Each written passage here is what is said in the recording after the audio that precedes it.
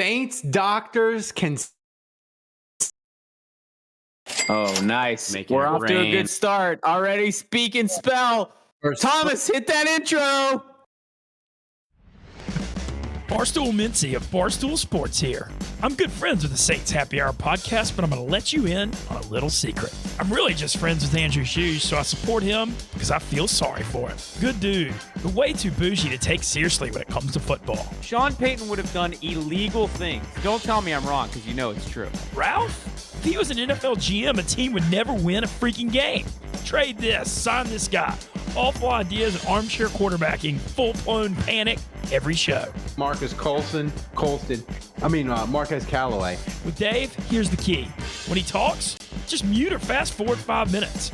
Hopefully he's done talking by then and headed back to the bathroom where he seems to eternally live. Put that freaking clown meme back up that I made. Jesus Christ. Then Kevin, man, why the hell is he still on the show? He doesn't even watch the damn games, and somehow they keep inviting him. Budrich wants to know how the doctor's doing. That ended. Podcasting poverty, man. Who dat? All right, everybody, welcome to another edition of Saints Happy Hour podcast. We are off to a fly. Oh, man. It's going to be one of those shows. Yeah, we are live on Twitch. If you aren't, follow us on Twitch. And remember to subscribe to Saints Happy Hour wherever you get your podcast. Smash that YouTube. Also, become an annual patron at patreon.com/Saints Happy Hour. Get 2 months for free. We have a limited edition Boys Are Back Cup. You get that at any level. And you could become a patron, buy me new wires, microphones, so I wouldn't go speak and spell at just random times. Thomas, tell him the MVP thing. I'm going to switch out to my old wire that I bought. Can you read the script and tell him the MVP contest while I do maintenance work?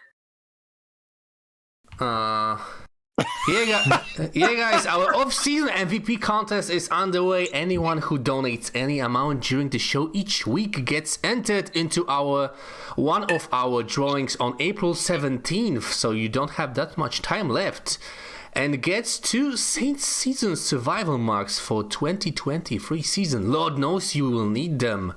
The person who donates the most each week gets entered into our other drawing on April 17th to do their own mock Saints draft with us on their own daily episode on the podcast. And the person who donates the most each week gets to have the 30-second video of themselves giving the Saints hot take played the following week. And we already have an MVP leader for this episode. Hatchet John started strong with 5 tier 1 gift subs, so he's in the lead, and Badrich also subbed with tier 1 sub. How's my audio now? Forgot to tell you, we have don't forget about my dad. Didn't he donate 1,500 bits? That's right. Yeah. I'm getting the Juge inheritance and the Cariello inheritance just flowing. All right, and Andrew's dad donated 1,500 bits. So Thomas, I went back to the broken wire. Yes, it's much better. Yeah, better. I went back to the much better, but I can't touch the mic. Don't touch the mic. Don't you touch it, Ralph. I mean, why would you? I think Thomas should do the MVP reading every week. He does it so much better than me. Yeah, that's true. So I'm drinking the High Life just because that's what I drink. Dave, what do you drink? I am still doing Dry March. This is the last show where you will see me do Dry March. But I am allowing myself. I'm having one drink. I finished off a bottle of Plantation. That's a good rum. 20th anniversary. I'm doing that in honor of my cat Meadow. We put her to sleep today. 14 and a half years. She's older than had her before we even got married. She was older than my kids. Oh wow. 3 houses, all 2 kids. Oh wow. She will be missed. She will be missed. Yeah. Yeah. You want a cat? I got a couple. I can ship you. It's actually a shame of all the cats related to the show. Am I allowed to make a joke about? Am I allowed to make a joke about Ralph having a fat head of your cat? in her honor. Jesus. Is that below the belt? Nah, it's fine. Sorry. I'm drinking well, clearly I'm drinking when I would say something terrible like that, but I'm having a Kirk and Sweeney rum, also very tasty. I'm partaking with Dave in his cat's honor. So there you go. Oh, well, thank you. And I'm almost done with this drink, and after that, you'll probably see me eat a whole bunch of kind of crap because if there's anything worse than regular Dave eating habits, it's Dave not being able to drink alcohol habits. And then if there's anything worse than that, it's grieving Dave not being able to drink alcohol. Do we need to DoorDash you some Olive Garden? What? No, I mean I've got. What's going to numb the pain? Look, I've got Golden Flakes, hot. Crispy chips here. I got a pack of Gushers. I already ate a few other packs of Gushers. I've got some backup gummies in the car. I bought a thing of ice cream. I never have ice cream in the house, and I bought it today. Wow. So no Kevin tonight. He's like working a triple shift in St. Louis or something. So before my new kissing babies and hugging fat girls. That's right. I love the Kevin sound bites that are just random that Thomas dug out. So before my new microphone wire went on the fritz, I was going to make a great joke about the Saints doctor saving lives. The Saints, Dave, were interested in signing Raiders tight end Foster Moreau until they discovered he had cancer. This is the third time the Saints have discovered a player had a potentially life-threatening illness. There's Dave's nemesis, Nick Fairley, and the magician long snapper. Right. They had heart conditions. And now Foster Moreau, in a routine physical, he had Hodgkin's lymphoma. Yeah. So Dave, is the Saints medical staff better than you give it credit for? I never said anything. Well, anyway. What? Nothing. It's funny because I never put the three things together, but I mean, it's true. What can you do? They've saved 3 lives now. Yeah, 3. I mean, that's not just a coincidence. On the macro big picture level, they seem to be pretty good at this. I don't know, like how many other teams has this happened with other teams? How often does this happen with other teams? Dude, first of all, let's consider the fact that the Minnesota Vikings passed Marcus Davenport on his physical. So, I mean, that should be medical malpractice. But yeah, like you never hear of anyone failing a physical ever. Like I feel like it's a formality. Everyone always passes their physical. And we now have 3 examples over the last decade of the Saints being like, you have a condition where you can't play football. John Derenboss needed immediate emergency surgery on his heart. Obviously, Foster Moreau is going through it. By the way, you said Morrow to start when you started explaining this, Ralph. You said Morrow. It's Foster Moreau. Subtle I'm difference sad there, now. His highlights are good. His name is Eric. Yeah, I mean, look, look. He went to Jesuit. He went to LSU. Like I was all in. I was super excited about getting him. So obviously, look, this is a human being's life and the scary diagnosis and all that. So football is totally secondary. But yeah, I mean, thoughts go out to him, and hopefully, he can conquer this, and maybe he can play football again. That would be awesome. But yeah, and then Nick Fairley, who has a heart condition, can't play football again. And this I found interesting because the Saints, we have mocked, we go back to Michael Thomas, Will Lutz, Delvin Breaux. Delvin Breaux is the one. Yeah, there's been examples of kind of borderline medical malpractice or just straight up misdiagnosis. Right. There are lawsuits. We've had podcasts. We've had it's been a running joke about how bad they are. But now we kind of have the counterbalance of the 3 saved lives.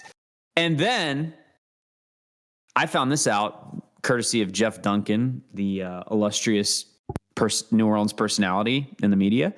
But Jeff said that the Saints, remember the survey that all the NFL players filled out. The Saints gave the food like an F or a D minus. Like, so the Saints cafeteria food is terrible, but their medical staff, they gave A minus. A minus. Yeah. Yeah. So I feel like there's this Saints Twitter joke going on that like we have the worst medical staff ever. Our guys are always injured. We're misdiagnosing people, but like the players are giving it an A minus, and 3 lives have been saved. So what gives? 3. Yeah, Dave. Why do you hate the medical? I don't hate. I'm going to go on record and say I do not hate the medical staff. I mean, this soundbite. Medicine's not a science. That is because the medical. I know too many people at Auctioneer. So let me ask this: if because the Saints get injured a lot. Like if you look at the last few years, like it's. I mean, I don't know. I don't have stats to back this up, but I would assume it's top 5 in the league in terms of most injured. And so, like, if we don't have a medical staff problem, maybe the Saints turf, the Superdome turf, is much bigger of a problem than we realize. Well, they haven't been top 5. They've been top 10 in injuries the last 2 years in games. Is that you're telling me there's 9 teams that get more injured than the Saints over the last 3 years? I mean, according to Football Outsiders, they do games missed by starters such. Well, I mean, what I'm extrapolating from this information is, one, the trainers need to start cooking the food and kick that up a notch. And 2, I don't remember. Well, that was pretty good. You could have ended there. You'd be like George Costanza and walk out on a high note. But no, I don't know. Like maybe never mind. Go ahead. Well, you know, it's so King DZ is saying maybe it's the players. I wonder what the medical staff would rate the players. If the medical staff got to take the survey, would they give the players an F for ability to stay healthy? That's right. That's what I was going to say. The players gave the medical staff an A minus, but like, what if it's like, you know, like school, like you're going to give the substitute teacher that doesn't give any homework or whatever and doesn't give a crap what you do in class. You're going to give them a good grade if you were like grading them because you love to have that substitute teacher. Maybe they like the medical staff because they don't push them and they don't bother them and they let them do whatever. And, maybe that's why they like I mean, their livelihood. I don't know. They need to play. I think the players want to get healthy. So it's Foster Moreau. Is that how you say it? Yeah, you got it. Unbelievably, you got the easiest name against all odds. So Moreau, Andrew, not to move along from cancer diagnosis, but it also does kind of make you wonder whether it'd be better if Jairus Byrd had cancer. Oh my god! Holy shit! Oh my god! Everyone has a hard time listening to Dave.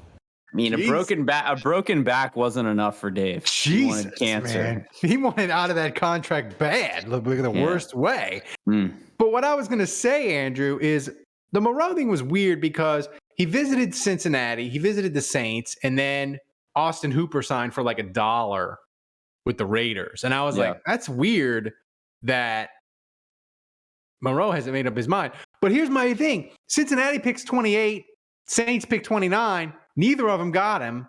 So now they both need a tight end. So this is kind of like I wouldn't say like a serious problem for Saints, but it's an annoyance because even if the Saints wouldn't have got him, Cincinnati would have had him, and they would be unlikely to draft the tight end at 28. Now both of them need him. Both of them still need a tight end. So in a football sense, not great.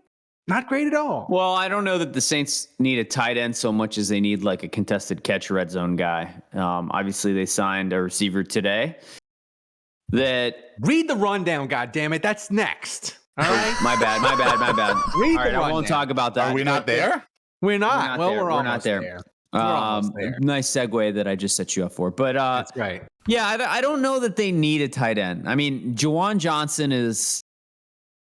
The arrow is pointing up in terms of his receiving ability. Troutman is Troutman at this point, but he can block. Maybe the Taysom experience at tight end is over. I'm not a big fish guy. Thank you. But I don't know. It'd be great to get a tight end. I was a big fan of the possibility of getting Foster Moreau. And obviously this diagnosis is terrifying, and it's weird for a young man to get that. And hopefully he's fine. But yeah, like I forget the Jesuit and LSU thing. Like I was just like, yes, hell yes, let's get this player. So I do feel like this roster still needs a veteran tight end that can come in and be in the mix. But yeah, I don't know what they're going to do at that spot right now because it seems like an empty spot on the roster. Troutman catching 45 balls in his walk year and going to Atlanta for 3 years, $32 million. I think that's happening, actually.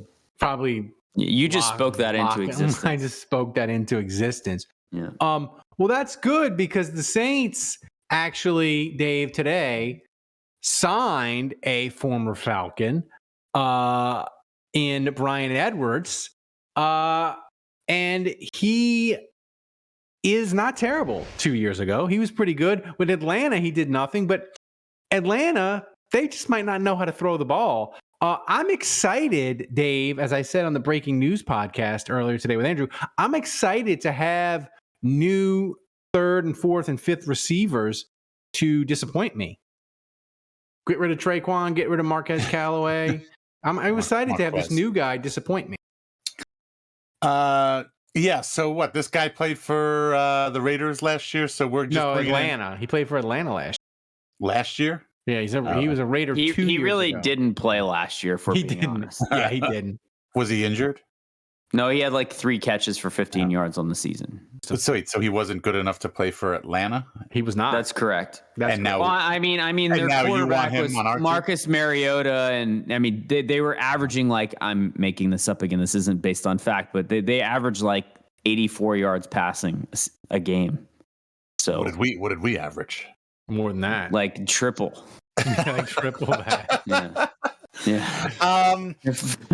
No, but I'm looking at you think Andy Dalton throwing to Shaheed sucked? You should have watched the Atlanta offense. Look at that one-handed catch. Yeah, but I'm looking at highlights from the Raiders. So before that he played with the Raiders. So he's obviously, this is a guy that Derek Carr, I guess, look at whispered that. into Dennis He's Downs. good, man. And I don't know. So look, everybody makes fun of Aaron Rodgers because he wants to go to the Jets and bring all his guys in. But I mean, this is what Derek Carr's doing right now. He almost had 2 of his guys, man. The only thing that stopped him was cancer. Yeah. So I mean, like,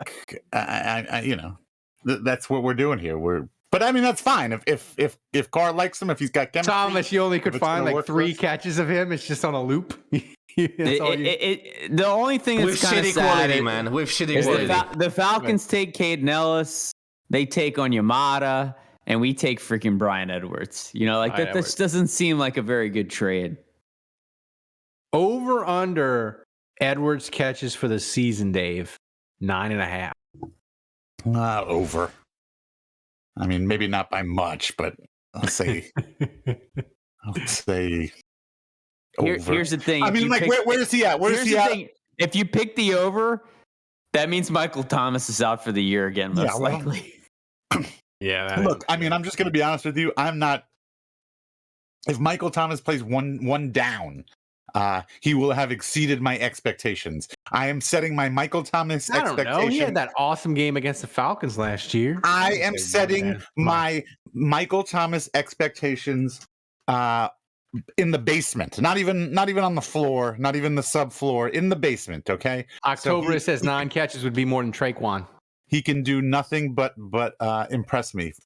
But so where is he on the depth chart? So you've got Mike Thomas, obviously. You got Olave. You've got Landry, Olave. No, Landry's not free agent. Landry's not on the team anymore. I thought he was in his second year. I thought he had Landry's one. It was 1 year. He's off the team. So you got Olave, Thomas, you got Olave, Michael Thomas. Oh, Kevin just what the hell? Kevin just busted in like Kramer and Seinfeld. What the heck? He's off work. Kevin. Wait, so who? Then what? Shaheed, yeah. So you got Shaheed, and now you got Edwards. So that's your 4. You can get 9.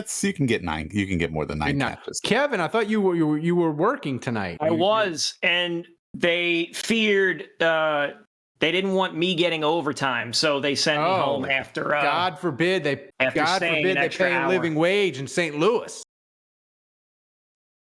So whatever. I'm not saying anymore. Because if I start, I won't stop, and I but what if Irish? Have any, what if Irish Kevin says it? It's not really you saying it. No, that won't work at work in the morning. I can't say, oh, but I had a little hat on. It's different. So here's the thing before we get to the next topic. And you made a good point, Dave, about you asked me the receiver depth. Now that they got 4 guys, how important is it that they draft another one? Like you got 4, you got this guy from Atlanta, you got Andrew's UDFA son, Shaheed, you got Olave, you got Michael Thomas. Kevin, you're a mock draft aficionado.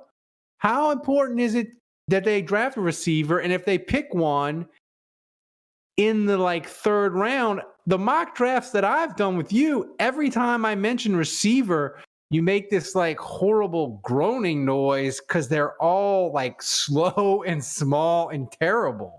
No. The ones that are ranked high, the ones that are high ranked are the ones that are very small and seemingly slow and don't have. Don't say I'm a number 1 or a number 2 on the depth chart. These are slot receivers at best, special teamers at best. It's when you get down into the 3rd round and you get to more people that you get higher quality people. There's the Tennessee wide receiver. I think his name's Hyatt. There's this cat from Xavier State. I think his name's Xavier. He looks good. His name is Derek. There's a couple of other other wide receivers that look good when you get past the first couple of rounds. Do you feel like they need to draft? I feel like the Saints should. Yes, I feel like the Saints should try and draft. I feel like they should try and draft another receiver. Maybe not. I am just going to assume, with what I'm saying, that they don't trade up, that they don't trade down, that they stay with that's the same number of picks that they have right now. They're trading up for a defensive end. Don't fucking start with me, Dave. None of you start with me on this. I've had a real good 2023 thus far. Well, okay, I've had a decent 2023 thus far, and I'm not having it get ruined by this damn team trading up and pitching away a first rounder from next year just to move up 8 spots so they can grab Rude Van Nistelrooy or whatever his name is from Iowa. Jesus. Wow. So I'm back, and at first I thought I came back and I rewinded back in time, and I was back to last week's show. I was like, what's happening here? What's more obscure? You left him out, and Kevin wasn't here. I was like, how much rum did I drink? Van Helsing. They trade up for Van Helsing from Iowa. So Marcus Davenport. Ralph only knows Everton players. Unfortunately. Oh, sorry. Wait. So I never completed my thought. Assuming everything stays the same, the Saints should not get a wide receiver with the first 3 picks. Wait till 115 or 117. Wait until that one. Then, if you've got a wide receiver, a couple in mind, and you're happy with what you've done in the first 3, then yes, go get a wide receiver from that point on. The guy from Iowa State should still be there. I got a question for you, Kevin. Wait. How you feeling about Foskey, the defensive end from Notre Dame, Isaiah Foskey? Fonzie? I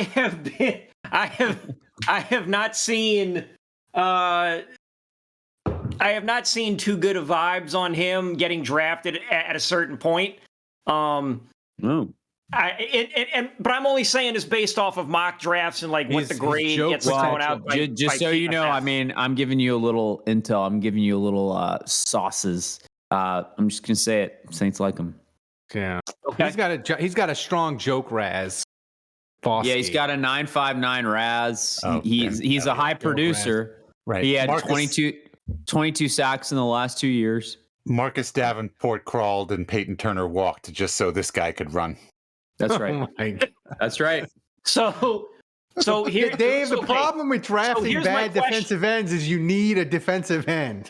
Right, that actually will get sacks. So my question, Juge, is So I've seen mock drafts in our mock draft room, and this was before PFF decided to be draconian assholes and lock everybody out, save for me once I get the password from you guys. I mean, once I subscribe to that fine service that PFF offers, huge DM. I've seen grades. Yeah, I got you. If people pick Foskey at 29, I've seen grades. They give him a C plus so why would they say, hey, taking the Notre Dame cat at 29 not be that good? I mean, it can't just be. Yeah.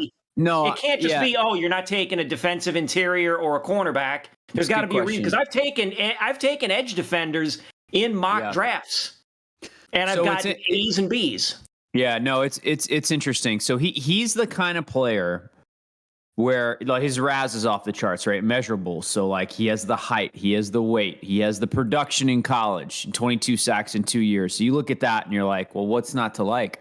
Right. But his tape isn't great. He's kind of choppy. He's not bendy. His bend quotient is low. Like Dave unfortunately is not listening, but he's not an edge rusher that kind of will beat you around the edge, right? And then get to the quarterback. He's more of just like a lot of bull rush, a lot, just kind of, he kind of scraps his way to get to the quarterback. And that was effective in college. But when he's gone up against the big Ohio State left tackles, he's kind of gotten swallowed. And so there's this perception that he's kind of a one-trick pony and that he, at the next level, he's not going to win consistently. And so that's why he would slide down a little bit. Now, you look at a player like that, and to me, he's one of those guys. And look, I think at 29, you're not going to get a perfect prospect. I mean, that's just the reality of where you're picking. Right. But to me, he's a guy where if you believe in your coaching, all the kit and tools are there. And like you could say the same thing about Davenport. You could say the same thing about Payton Turner. So like everything is there for him to be successful. And it's really about coaching. It's really about teaching him how to become a good pass rusher. I would say that Cam Jordan coming in was a very similar profile. A guy that had everything he needed to succeed, and it was just about putting it all together. And obviously Cam did. But it's really a question of, can this guy put it all together? Cam was also a non-factor as a rookie. He was, yep. And that's not a reason not to take him. Because you got to think of the future too. No, look. If I told you right now this guy's going to have a Cam Jordan career, take him. You run to the podium. But to me, I look at Isaiah Foskey and I'm like, the Saints need a defensive end. And look, here's the thing. You guys, like anyone that's listening to the show, like you guys listen to all these podcasts, like the thing that we don't do is we can watch film. We can look at their RAS scores. We can look at their production in college. But the one thing we can't do is we can't interview these people. And that's the X factor, because that's where the Saints will take them out to dinner, some of these prospects, and they'll start to gauge personality. They'll start to gauge how quick of a learner is this person? Thomas, that's really important. Can we play the breaking news siren? Uh-oh, what happened? Already? I'm going to show. My cat just took a ginormous freaking... And you messed up the camera, Ralph. Dump. Just took a ginormous dump. I was going to take the camera and show it to you guys, but I can't. My cat just took a ginormous dump. This is 6 feet away. Great. One of the positives of not having a cat anymore. Well, I'm glad you interrupted that while I was talking about serious Saints stuff. Thank you. Thank you. Right. Talking about Isaiah Foskey to talk about the defecation of your feline partner. But no. So yeah, look, I think with these players at 29, you're going to get a guy that's, Payton Turner was the guy that they took a couple years ago, right? So that's kind of the kind of defensive end you're going to get. But I don't know, as we sit here today on this podcast, Isaiah Foskey's my guy. Somebody going to clean that up, Ralph? Or no, I don't got nobody. I just got to tough it out, Dave. All right. Oh my God, it smells like...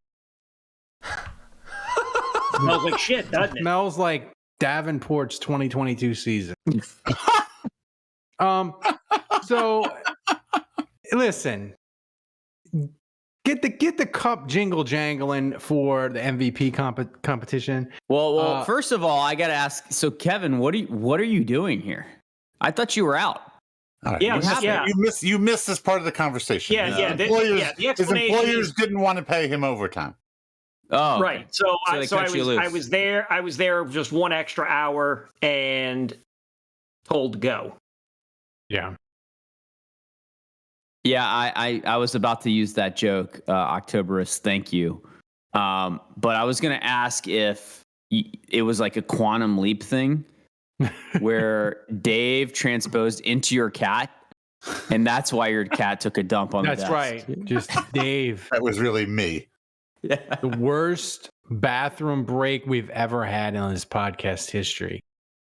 Just cat looked up at me and was like, dropping the deuces. How often does your cat just poop on the floor? A lot, Dave. A lot. You think that's normal? Does it also use the litter box? She it's a form of protest. If the litter box is not exquisite, she will poop, and it's frustrating because she's a prima donna. Hey, diva. Hatchet John makes an appearance. How old? Thank you, Hatchet John. I was gonna say donate. So maybe I could get like a little person, and they could come clean up the doopy for the cat. we could hire another. How old is this cat? Like 10. 10. Maxi Huda says, "You sure the cat didn't tell you? Tell Dave this is for him." Jesus. So listen. I snorted there. I don't know if you guys heard that. Yeah, I actually snorted. Speaking of turds and garbage, Sean Payton, Kevin, is rummaging through the Saints garbage. He signed Marquez Callaway. He signed Tony Jones Jr. Lil Jordan. Lil Jordan. So how funny is this that Sean Payton is just digging through the Saints trash, cooking our garbage?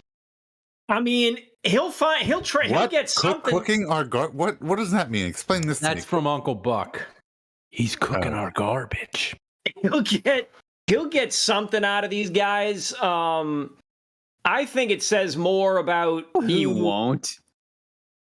I think it says something about who the Broncos. He's getting something out of Little Jordan Humphrey. I'm not letting you off the hook for saying that.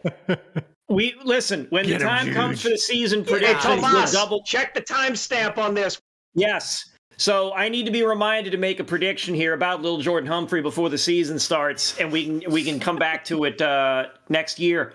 Thomas, do you have any Tony Jones Jr. highlights that aren't versus the Packers? Let's see. Broncos depth chart 2022. I just want to say this. There were rumors that the Broncos were going to trade Cortland Sutton. There were rumors that the Broncos were going to trade Judy, right? That they were going to get rid of the receivers at the top of their depth chart. And then Sean Payton started running it back with the 2021 receiving crew of the Saints. He brought back Lil Jordan Humphrey. He brought back Callaway. And he was like, oh, shit, we're not trading these guys. By the way, just to remind the people, the 2021 Saints receiving corps was so bad. They signed Kenny Stills, and we were like, maybe he's got something left. I think he can make this team better.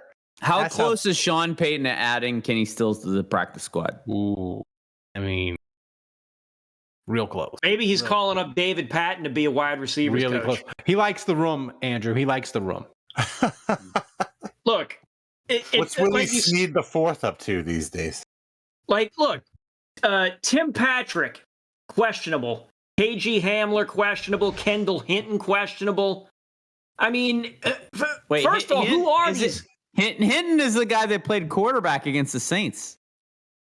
Don't you remember? Yeah. No. But you don't remember the COVID thing? But here's the thing that hold on, stop, Ralph. Kevin, you remember when like the entire Broncos quarterback room got hit with COVID, right? That's right. And we basically got a forfeit because they had to play a practice squad receiver at quarterback. I don't remember that it was. That was a great game. I just knew it was just like somebody. Hinton was the guy that had to start. He threw like 3 passes and 2 of them were intercepted. Yeah. No, but I was gonna, Andrew. Wild. I was gonna mention. Kevin, as our stat guy, go back and look at Hinton's stat line for that game. I forgot the most important. Telling me, David. I forgot the most. I think he completed 1 pass to Noah Fant. I forgot the most important ex-Saint that Sean Payton brought back. Oh, David Patton's dead. He got Joe Vitt from the retirement home. I forgot about that. He got Joe Vitt from the retirement home. He did. Jesus. And Joe Vitt is really with the Broncos. He's back. He's back with I Denver. knew it. Oh, of course he is. I almost call. Oh, that's hilarious. I mean, you knew I that can't believe none of us called that. I was layup. It's funny because I thought about that. I was like, I wonder. I was in my head. I was like, I mean, if you were gonna say who's the number one ex-Saint, and I first calling up when he gets the gig, I mean, I'll tell you this, Ralph. Sean Payton must have a lot of confidence in the Broncos linebackers. That's right. To not get infected by Joe Vitt coaching. So Juge, I went and looked up the game. Oh shoot, where was the date? November 29th. Your starting quarterbacks that day. Taysom Hill versus Kendall Hinton. Kendall Hinton, yeah. Taysom goes 9 for 16 for 78 yards with 1 interception. Wow. QBR lit it up. QBR of 23.1 and at a normal quarterback rating of 43.2. Ooh. That, my friends, best QB on the day. That is Norm Van Brocklin compared to Kendall Hinton that day. Kendall Hinton, 1 for 9, 13 yards, 2 interceptions. Let me make sure he didn't fumble the damn ball either. Nope, he did not fumble the ball. So 2 interceptions. He completed more balls to the Saints. His rating, or his QBR, 0.1. His quarterback rating, to quote Dean Wormer, 0.0. That game was a travesty. And the lone catch was Noah Fant, right? 1 catch for 13 yards. I mean, yes, that was a travesty. Wow. I remember his only catch because his only completion was a tight end screen to Fant. Right. It was like 2 yards behind the line of scrimmage, and it was like 15 yards after the catch. That was the game that answered the question: if you put a regular person in an NFL quarterback, could they complete a pass? And the answer is no. Yeah, because the answer is clearly yes. He did. He played quarterback in college for 4 years. For 4 years. Shit. Well, never mind that. Yeah. That was the game that answered the question: are the Saints or the Broncos important enough franchises to reschedule this game? No, they are not. That's right. Nope, they are not. You guys can just play to this Ralph's game. point, that was the day for all those guys out there that say, "Oh, I could have completed that pass." Nope. No, you can't. Nope. And I think like the interception, like Sean Payton had the rage face where he's like going to murder Taysom. Because he's like, I think all 16 of those passes happened in the first half. Yeah. And after what I remember about that game is at some point in the third quarter, the game was still kind of close because the Saints weren't scoring. It was like 10-3 or something. And Sean Payton's like, we're not throwing the ball again. We're not throwing the ball. He like 3rd and 7, run, punt. Like, we're not throwing again. Sorry, Taysom. Like he completely took the ball out of his hands. Thanks to Mexi Houdat, he did the first tier 2 sub in our Twitch history. Thank you, Mexi. What does that mean? Yeah, what is a tier 2 sub? Double the amount of tier 1 sub. That's right. Wow. So it's like, you know.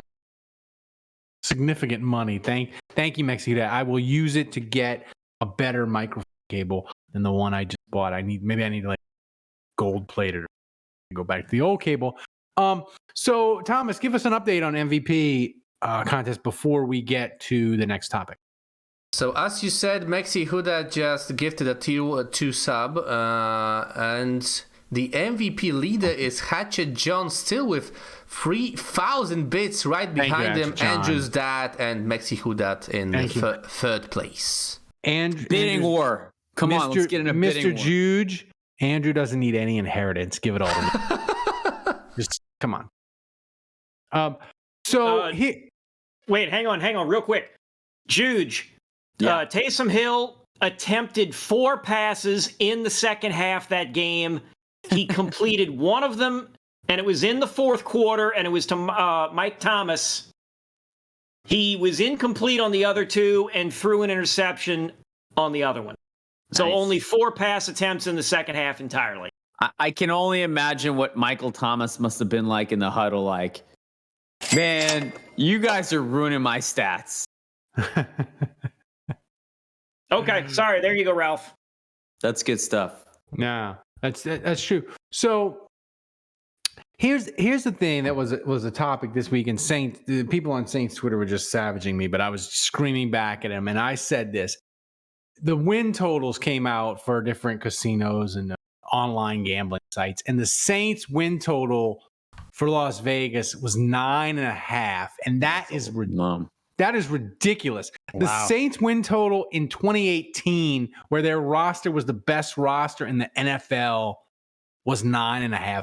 I mean, I think the Saints are probably, as of today, the best team in the South, but 9.5, that is too damn high.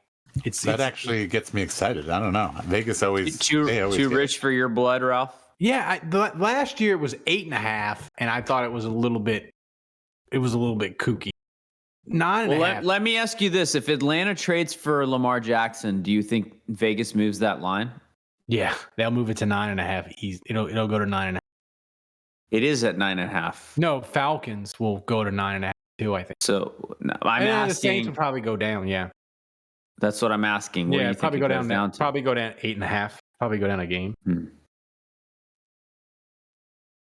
I don't know. I agree with you that it feels high. I mean, it feels high in the sense that the Saints were kind of terrible last year. And what did we finish last year? 7-10. 7-10. Yeah. So the Saints were 7-10 last year, and honestly, I felt it felt worse. It felt worse. Kevin, I'm just saying, like, they were 4-9 and they won a 1-score game against Atlanta, a 1-score game in negative 100 degrees against Cleveland, and they beat a backup quarterback with the Eagles. I'm not saying that the Saints are going to be terrible. I'm just saying I feel like everybody in the South should be 7.5 and the Bucks should be at 6.5. That's my only thing with the NFC. I don't think the Saints should be 2 games better. Well, but if all those NFC South teams are losing, that means the Saints are winning them all. Oh, by the way, the Saints have the easiest schedule in the NFL for 2023. Really? I agree. I agree with you, Ralph. That's shocking because I feel like we're always dead last in the Yeah. Ooh. I mean, I agree with you. 9.5 is surprisingly high, but I feel like last year it was low, and we were like, "Oh, it's going to be higher than that," and here we are, and we're like, "Oh, they nailed it." The Saints were. What were they last year? No, because I'm looking from. This leads me to be optimistic for next season. Ralph, where are you getting the Saints have the easiest schedule? Where are you getting thought it was because I'm not seeing that. How is that possible? Because they finished what? Second in the division, third? I guess technically third behind Carolina.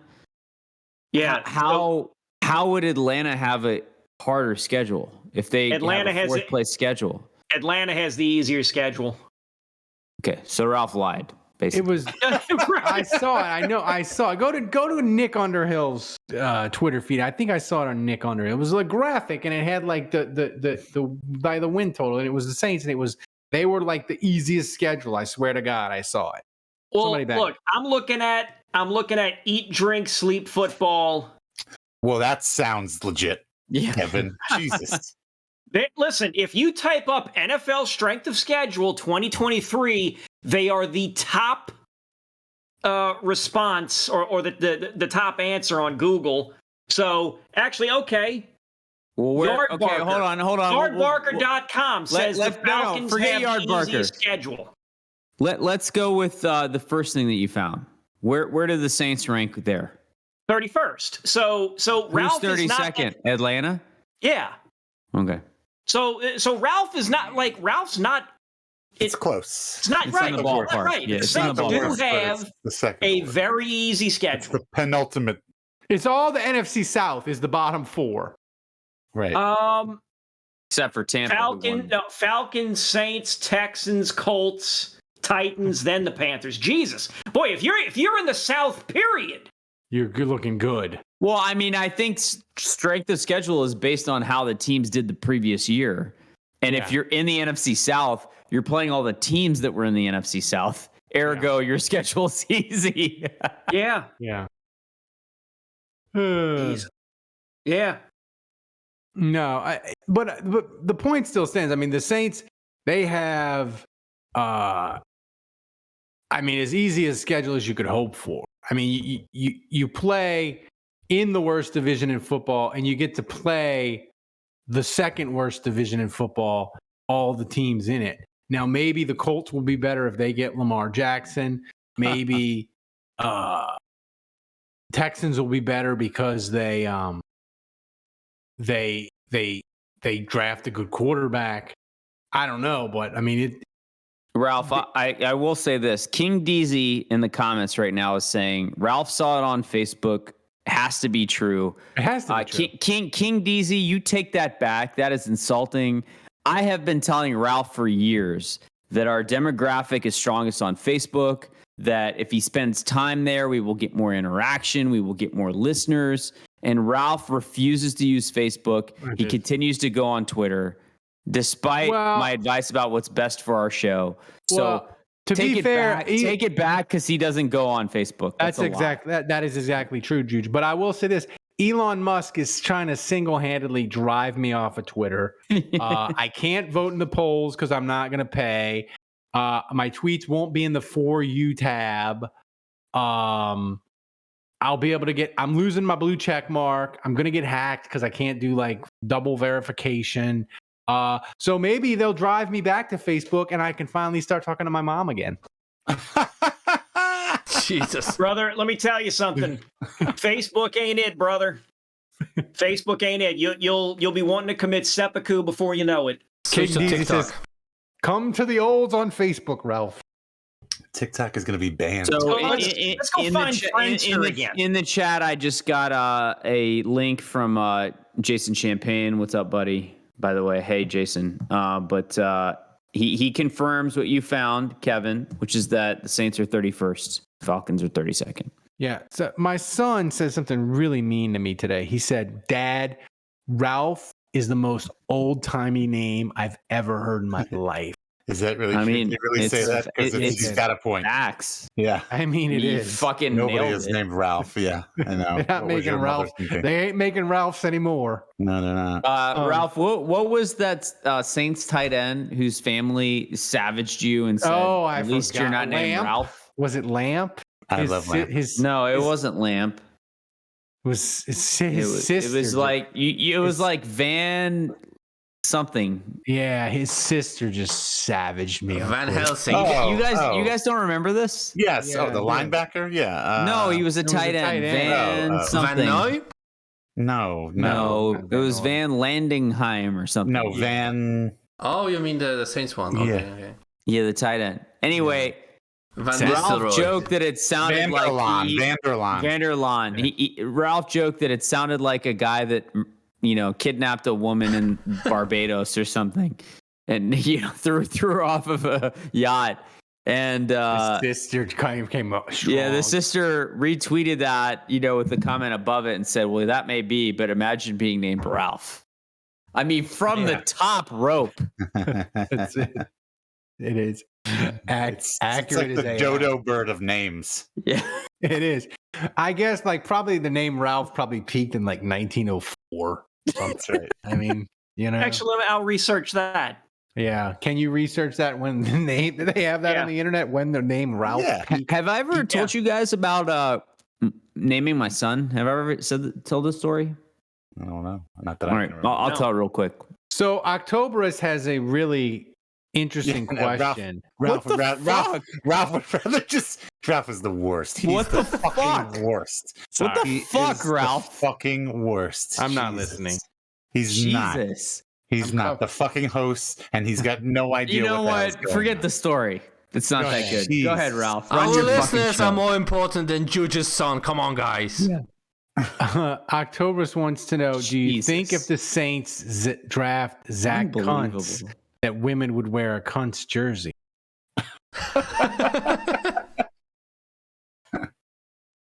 Sorry, Juge. All right, here's the story. Go ahead. It's better be really good. quick. It's really quick. Better be good now. So, we're going through names, and I'm 3/4 Irish. My wife has some Irish heritage as well, and so we're kind of landing on Cullen, Cullen. That's my son's name, Cullen.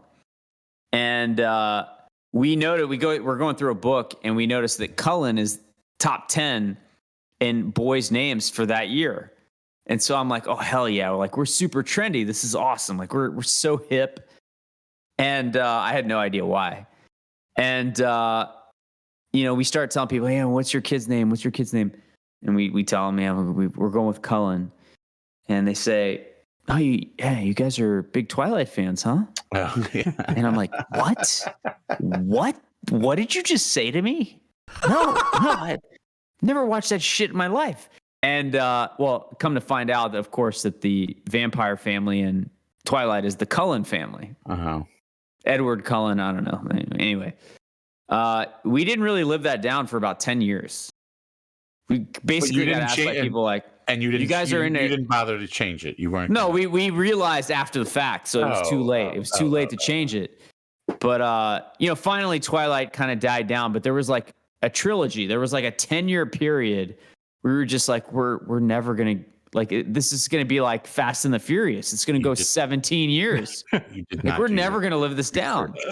You didn't do. Anyway, that's the story. Did you not Google the name Cullen at all? I mean, I did. It was like in a list of like common names, and I don't know. I thought it was cool. So, Kevin, All right. So here's the deal. Ralph had its height in the late 1900s and wow, into... Ralph said 1904 peaked. That was pretty close. No. The actual peak is going to be 1914, 15, and 16. Pretty close. Actually, shit, World War I, basically. 14, That's right. 15, 16, and 17, where it was ranked 21st in the United States. Wow. Data goes as far back as 1880. It was ranked 54th. Boy, things really started going downhill once the 50s hit. That's right. So the Cold War, disco plummets further, turn of the century dives further. Where was it in 1976? 1976, the name Ralph was... Ralph, what year were you born? 1976. Dave, I have never met a person younger than me named Ralph in my entire life. Right. 194. Was ranked 194th in 1976. Yeah. So the most recent data I have, and I've checked this on 3 different sites, is from 2018. Guess where Ralph is ranked? Dead last. Juge, guess. Dead last. 420th. All right, thanks, Dave. Right on brand. 69. Juge. 69. Dead last. No. I need a number. 757. Out of how many? Just give me a number. 757. Final answer. 283, man. Lower. 800. Dude, you're actually closest, but you're still not close.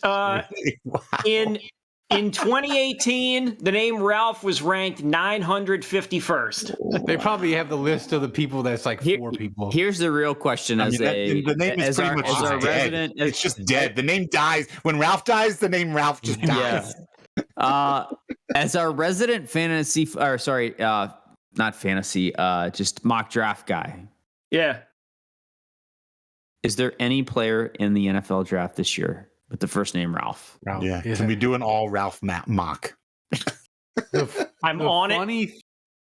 The funny thing with my name is my father's name was Oliver Joseph. My brother's name is Oliver Joseph. I wanted to name my son Oliver. So we're going to talk about Bryan Edwards and the son of Saints. And my wife wouldn't let me because she said his initials were named OJ.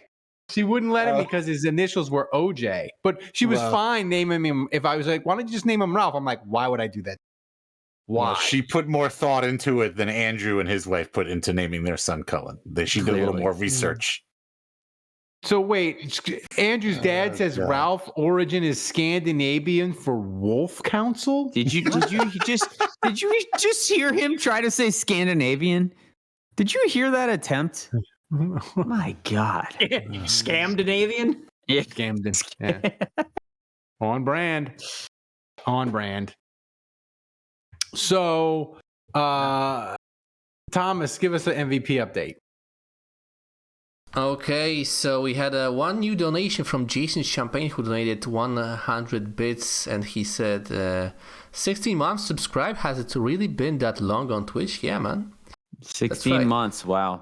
That's cool. And Hatchet John is still in the lead with 3,000 bits, but Andrew's dad asks how much bits he has to donate to overtake him, so we are waiting, Mr. Juge. Well, did you answer? Well, he needs to know the answer, Thomas, before he can blow his load. Before we get to take it to the top, I need to remind people they can sub for free every month if you have Amazon Prime. It's not just a one-time thing. It doesn't cost you anything. You use your Amazon Prime subscription on Twitch. You can sub anywhere for free, and it supports us, and it doesn't cost you anything. Thomas, hit that take it to the top music. All right, while this music is playing and we're doing finger guns, there was a cornerback from Nebraska named Ralph Brown. Oh, here we go. Ralph Singleton from Valdosta State in 2022. Oh. Valdosta. He was a guard. Wow. Ralph Norwood played for LSU. He's a guard. No, he's not in the draft. He was in the draft last year. So I found a current NFL player, Ralph Webb, who I think plays for the Patriots, I believe. So there's a Ralph in the NFL. Yeah. Wow. Ralph is not a... Plenty of Kevin Daves and Andrews. Dave Onyemata. We need what needs to happen is like they need to. No, he's not in the NFL right now. He is unaffiliated. Sorry. He's done. Thanks, Mr. Juge, for donating 2,000 bits. I appreciate it. We have a new MVP leader. Wow. And by the way, shout out to Jason Champagne who just sent me all-time Ralph Rascals. Which are on the screen right now. There's actually a guy with the last name Ralph. That's Ralph. Tyron Ralph. Last year. I'm surprised the Saints didn't take Ralph Webb. He had a RAS of 8.44. Wait, there's a Ralph from LSU? No, Ralph Norwood. He's old time. He's like the 80s. From 1989. We should have drafted him.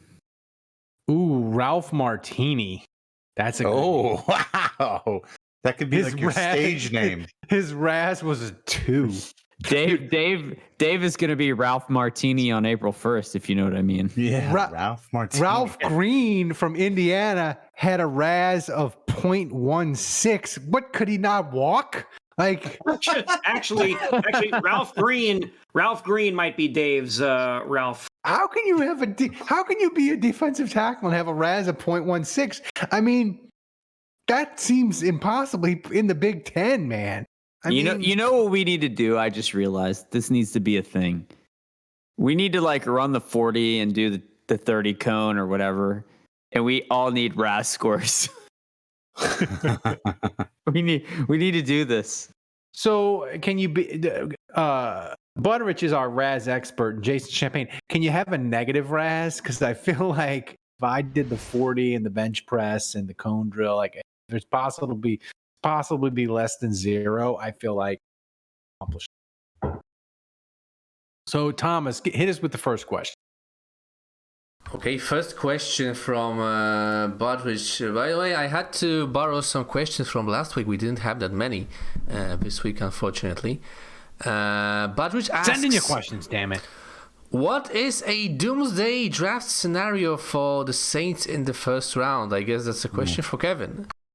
The doomsday draft scenario for the Saints in the first round is what's actually actually what's going to happen with the Saints in the first round, which is they're going to trade up and they're going to draft a defensive end who's got a lot of raw talent. He just needs to be coached up, and then he never sees the field from small school. Yeah, there you go. Mexi Hudat says the medical staff will need to be on standby for my pro day. That's mean. That's jeez. Hopefully the A- surveyed Saints medical staff.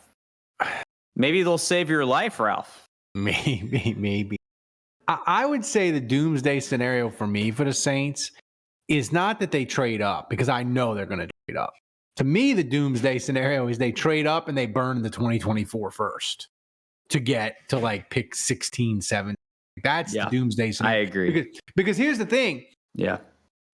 The Saints were 7-10, and 7-10 teams should not be burning future first round picks. I don't care that you got Derek Carr. I don't care that you added 2 defensive tackles. I don't care that you feel good about yourself in a crappy division. You are not good enough and not certain enough to what you're going to be in 2023. You should not be burning future first. If they get out of this draft, Kevin, with their future 2024 first, I'll feel like that's a trade down to the Saints. That's in my heart. I'm just going to consider that a trade down and take it as a win.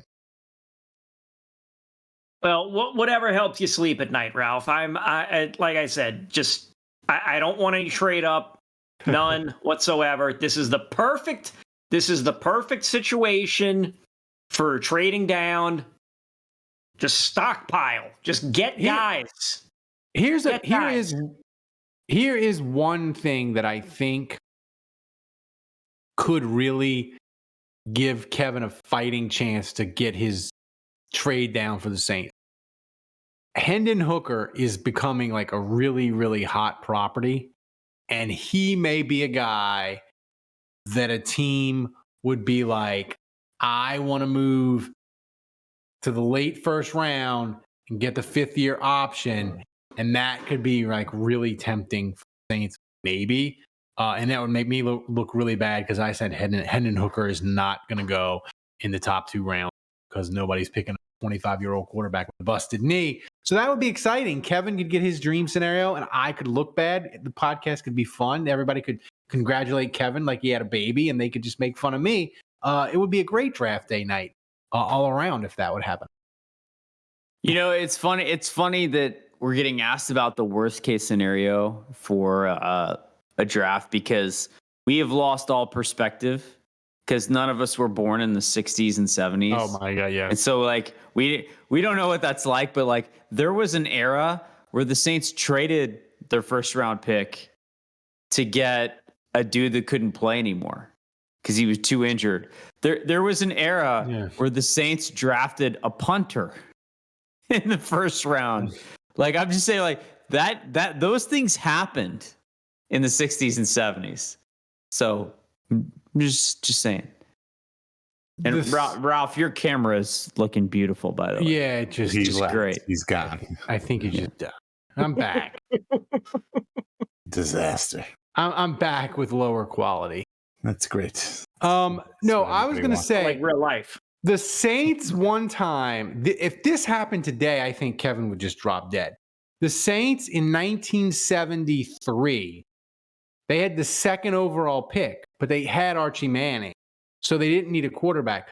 The Colts traded with the Saints to get the second pick in the draft, and the Colts kept their number 8 pick in the same draft. So the Colts got to pick 2nd and 8th, and the Saints somehow didn't have a first-round pick that year. You want to talk about worst-case doomsday scenarios?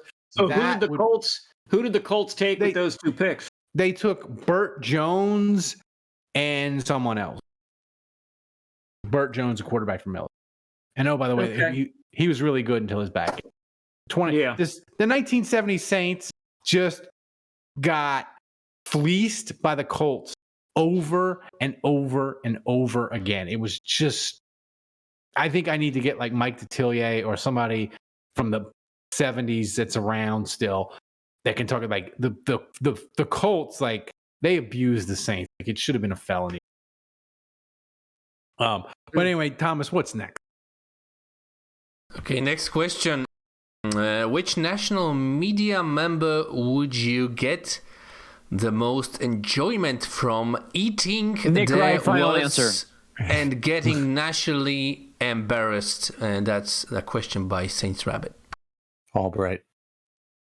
No. Nick Wright, final answer. I mean, Albright already got embarrassed. Yeah, Albright. Sean Payton went to the Broncos. Right, Albright already got him back. Like, there's nothing. Yeah, you like, put the Sean Payton trade on Nick Albright's tombstone, or whatever his first name is. No, wasn't it Ben? Was it Benjamin? Benjamin. Sorry, yeah. Barnwell, Greg Rosenthal. I went full Ralph there. You don't like Greg Rosenthal? Well, he was like His name is Eric. When they were rumored to trade for Derek Carr, he was like, "That sounds like a poverty franchise." He said, "Operation Go 9-8 is in full effect when they signed Derek Carr." Ralph hasn't gotten Derek Carr's name wrong in like a week. It's no Shannon Sharp is not Shannon. No way. Shannon Sharp. No. See, but herein lies the problem. When you say getting nationally embarrassed, guys like Skip Bayless get embarrassed routinely. Oh, I know on the reg. The other clown that's on Fox Sports, he gets embarrassed. What about Nick Wright? No, it's not Nick. It's Ben Solak. Because I don't Nick even Wright, know who that is. Yeah, who's that? He's the guy he does the Ringer podcast. You might as well say Andrew Juge. Like You've won a podcast award. I don't know if Ben Solak has. True. But I listen to his. But where's our plaques, by the way? He hates how they operate. He hates everything about them. If the Saints do really well and like got to a Super Bowl, he would have an aneurysm because it goes against everything he believes in how you build a team. I think I'm going Jeff Duncan, actually. Jeff. Yeah. He's not a national media member though. Yeah, but him being embarrassed, it's a weekly tradition. Keep that going. Pete Prisco's. See, I don't even. The funny thing about guys like Jeff Duncan and Pete Prisco is I'm blocked by those guys, so I don't see anything that they do anymore. So it's like it's literally like they don't exist, which is great. Dr. Z is dead, I think, and I'm not going to put Dr. Z on there. Dr. Z was fine; he was perfectly harmless. Like I like the Nick Wright answer because that guy looks like he could still feel embarrassment or shame or something, or some sort of humiliation. Honestly, if the guy was on television ever or still wrote a column anymore, I would say Bill Simmons for personal reasons. But he's not. He's content to be on 12 movie podcasts and reality TV podcasts on his own Ringer network. So, yeah. Next question. Chris Ryan's the MVP of those, by the way. Lots of options. Crappy media. By the way, we have a tie for the MVP leader because Hatchet John donated 500 bits. Thank you, Hatchet John. Whoa. So Hatchet John and Andrew's dad are tied at 3,500 bits. Also, thanks to Maxi Hudat for donating 500 bits. Next question. We have a bidding war. Next question from Big from last week. Who's leading the pregame huddle speeches, DeMario or David C? Me? You think I'm going to lead the pregame huddle speeches? I wouldn't know what to say. All right, huddle up, guys. Huddle up. Here we go. Look, I got some starburst for the defense. His name is Derek. Skittles for the offense. We got some lollipops whenever you guys score a touchdown. I got some Jolly Ranchers whenever you guys get a sack. And during halftime, we'll snort some pixie sticks. All right, Sugar Rush on 3. There we go. Dude, I said it before. Put the guy with the clown meme back on the... I said it before. I'll say it again. Derek Carr, DeMario Davis, that prayer circle is going to be so strong before the game. It's going to raise Tom Benson from the dead. You're going to move mountains. And listen, I tell you what, if we could ever get Derek Carr to do a cameo intro, we got to get him just to David. You were so close to saying David. Where's the thing? I was teetering. I was dancing towards it, and then I just no. Misdirect. It's only taking 2 months, Andrew. I'm getting in the hang of it. I want to hear Derek Carr say Jiminy Jillikers. Can we get a Kevin Love update? Yeah. Good question. Yeah, it's just been a lot of sad. Oh, hey, I can't make it out for this, or I can't do this. Something else is happening. Blah blah blah. That's basically what's going on. Is it as sad as the pile of poop to my left? You're still not touching that? Get out of your seat and deal with it, dude. He's used to the smell. You're just allowing that to just sit next to you?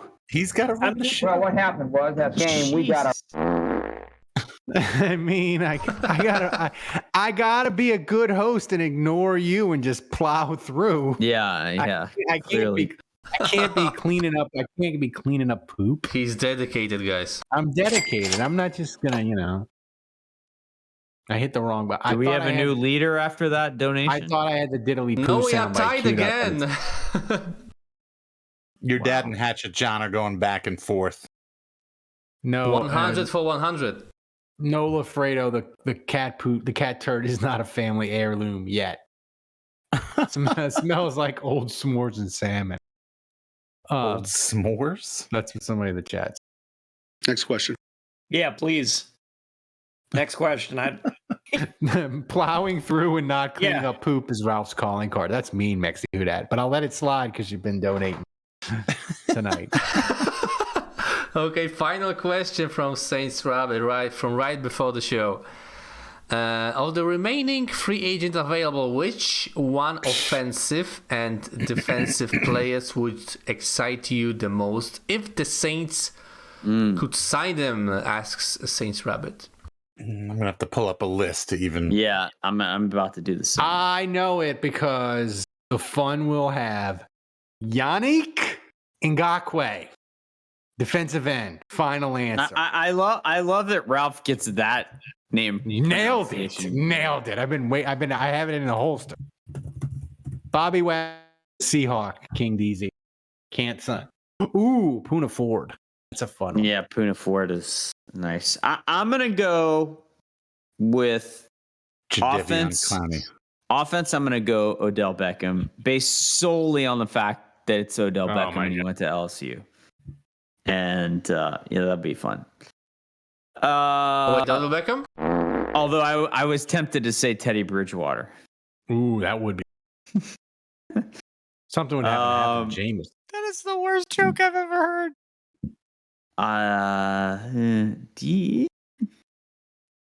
Defense, I'll go. I guess I'll go Calais Campbell. Calais Campbell is old. He's very old. Yeah. I mean, he's older than Cam. Cam is old. I think Calais. I mean, I'm with you, Ralph. I'd prefer Ngakoue. But here's the thing, though. Like Ngakoue. Would you want Jadeveon Clowney? Would you want to revisit that? Here's the thing. Ngakoue, I think Andrew, he wouldn't fit the Saints, but he's like 245. Like, they just don't like. What would they do with them? They don't play ends that are that light. Yeah, like I just don't think. Yeah, you're right. I think you got to look at guys that are bigger and fit their prototype.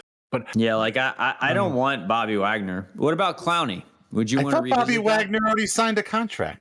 I thought he's going back to Seattle.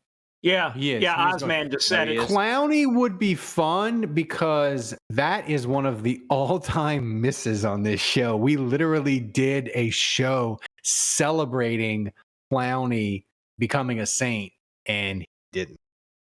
What about Marcus Peters? What about him? Well, I mean, is he? No. I would go with just because I like the name on defense. I would go with Rocky Sin.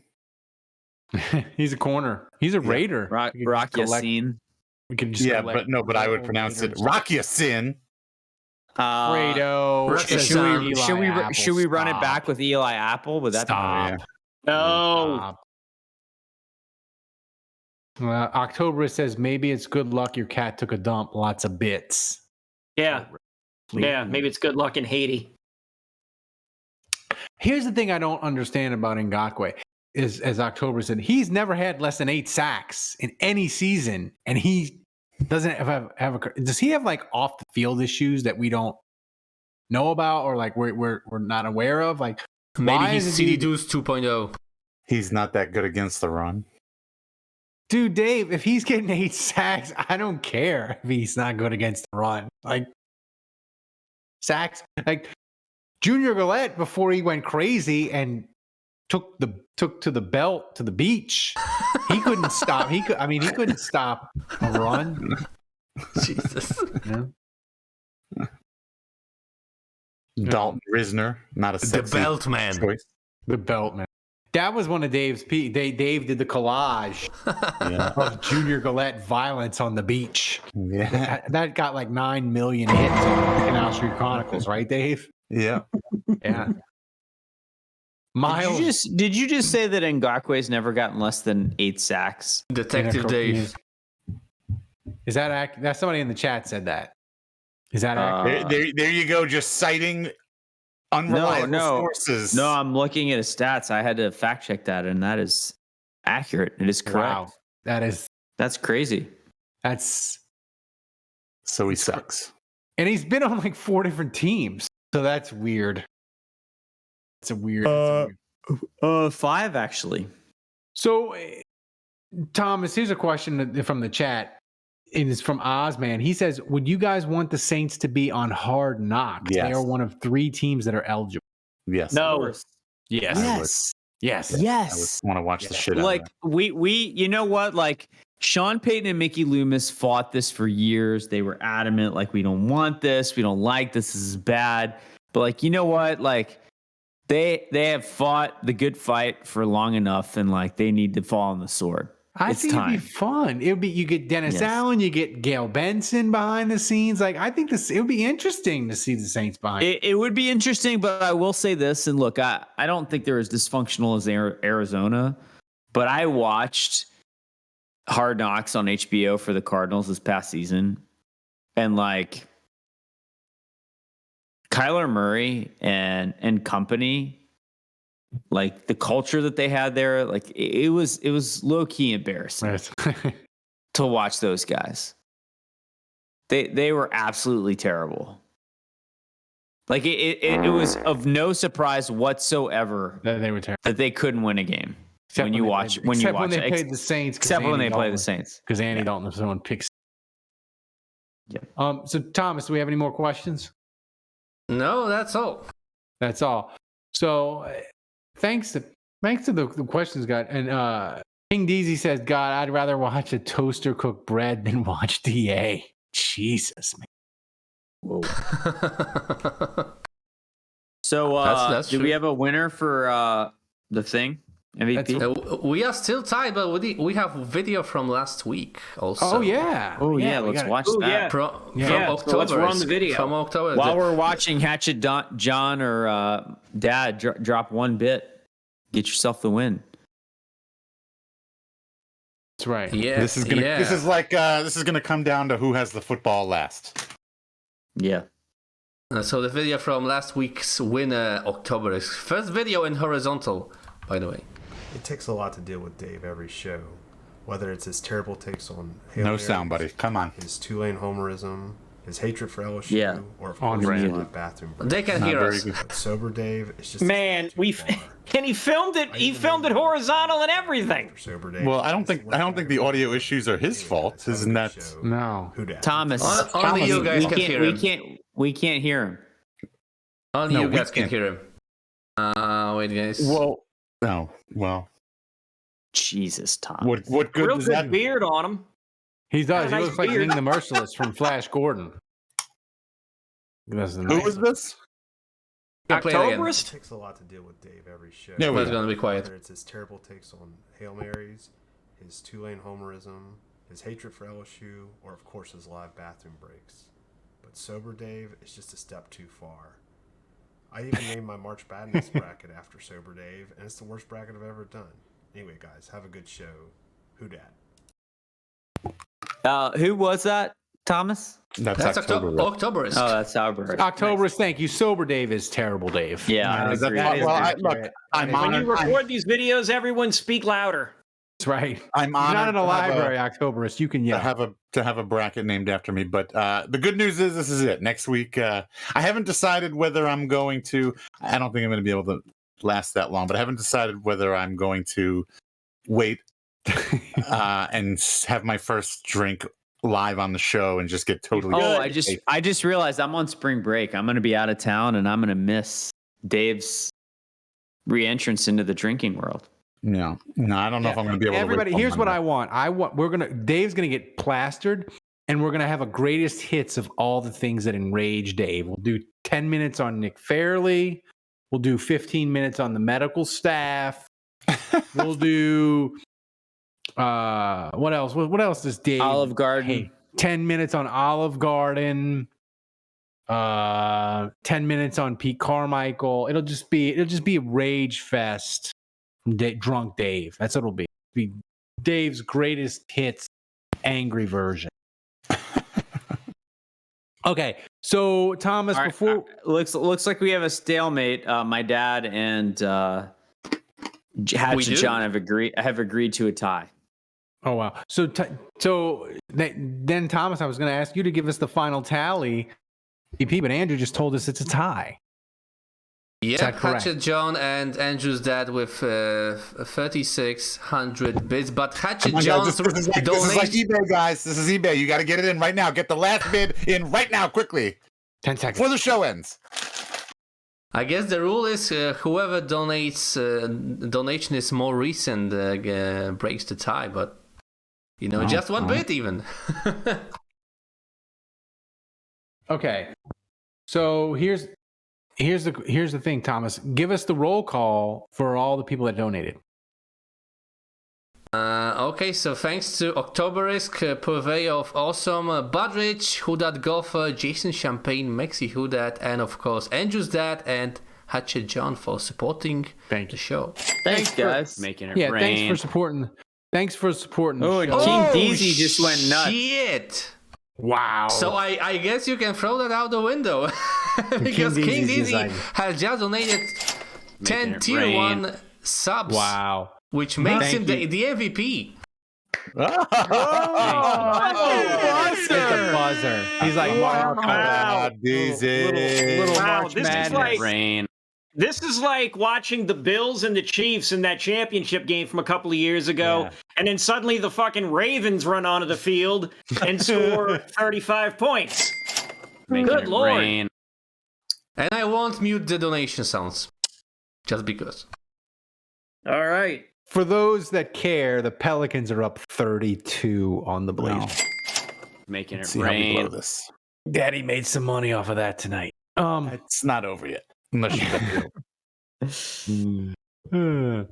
And by the way, I don't mean to be political, Making it rain. but Texas not having legal sports gambling and me having to go to a bookie to bet the Pelicans minus 11, that's almost communism. Chief. Almost Making it communism. rain. Come on. Who is donating all this? Is that still King Deezy? Yeah, okay. King Deezy's just running up the score now. we making it rain. King Deezy was basically like Lyndon Johnson. He took out just enough. That's right. I'm sorry, no, that's Milton Burr. That's Milton Burr. Never mind. Milton J just spit the whole thing out. Just it's big enough. Right, that was his joke. But thanks guys. Thanks for supporting the show. It allows us to keep doing amazing. And by the way, I forgot to take, because of my audio problems at the top of the show, I forgot to thank Nathan, Joe, and Christine. They all became patrons this week. Thanks for signing up and becoming a patron, guys. We appreciate it.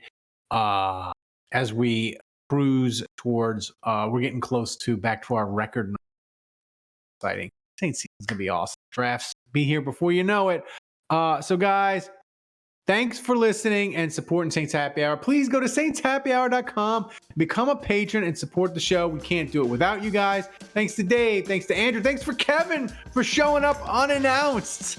And to Thomas, the best producer on earth, running the show back in Poland. Remember, kids, if you're going to support a Saints podcast, support the one that wins awards. And until next week, the bar is closed. Miss you, Meadow.